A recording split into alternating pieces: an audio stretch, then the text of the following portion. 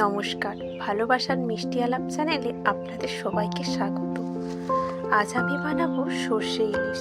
সর্ষে ইলিশ বানানো ভীষণ সোজা, সকলেই বানাতে পারেন। তবে সেটাই একই রকমভাবে না বানিয়ে একবার এভাবে বানিয়ে দেখতে পারেন।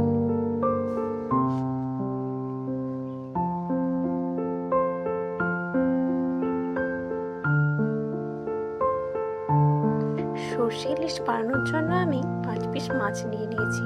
তার মধ্যে নুন, হলুদ আর সর্ষের তেল দিয়ে ভালোভাবে মাখিয়ে নেব।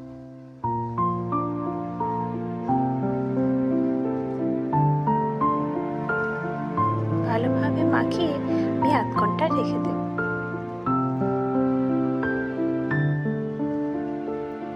সর্ষে ইলিশের জন্য আমার লাগছে 3টে চেরা কাঁচা লঙ্কা, একটা পেঁয়াজের হাফ কুচিয়ে নিয়েছি, একটা মাঝারি সাইজের টমেটোর হাফ কুচিয়ে নিয়েছি, সর্ষে বাটা, আদা অল্প পরিমাণে,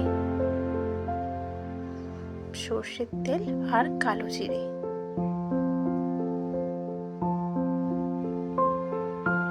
কড়াই গরম হয়ে গেলে তার মধ্যে 2 টেবিল চামচ সর্ষের তেল দিয়ে দিলাম। তেল গরম হয়ে গেলে ওর মধ্যে কালো জিরে আর চেরা কাঁচা লঙ্কা দিয়ে দিলাম। এগুলোকে 10-20 সেকেন্ড একটু ভাজা ভাজা করে নেব।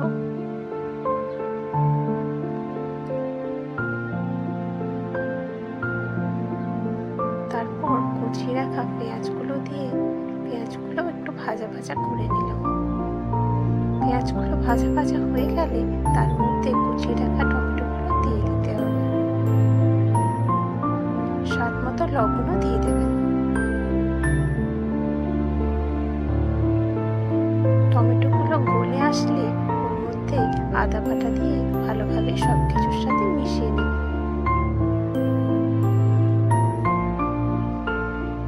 সবকিছু মিশিয়ে আদা বাটার কাঁচা গন্ধটা চলে গেলে ওর মধ্যে অল্প পরিমাণে জল দিয়ে হলুদ দিয়ে দেবেন। দিয়ে সবকিছুকে ভালোভাবে কষিয়ে নিতে হবে।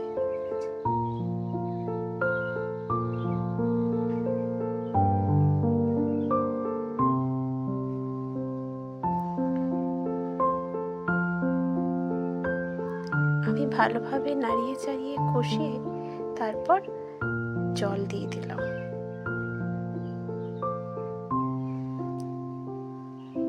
জলটা ফুটে গেলে তার মধ্যে মাছগুলোকে দিয়ে দিতে হবে।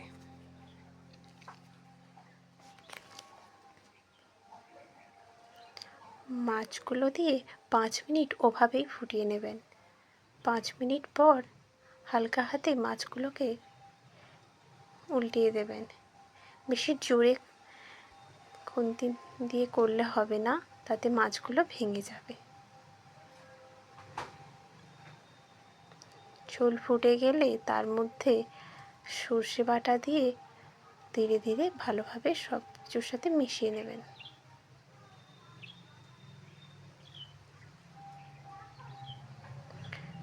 সর্ষে ইলিশ প্রায় হয়ে এসেছে।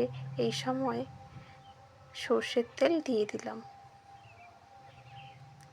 কাঁচা সর্ষের তেল দিলে ফ্লেভারটা ভালো হয়। সর্ষে ইলিশ বানানো আমার হয়ে গেছে। ভালো লাগলে লাইক, কমেন্ট, শেয়ার করবেন, চ্যানেলটিকে সাবস্ক্রাইব করে দেবেন।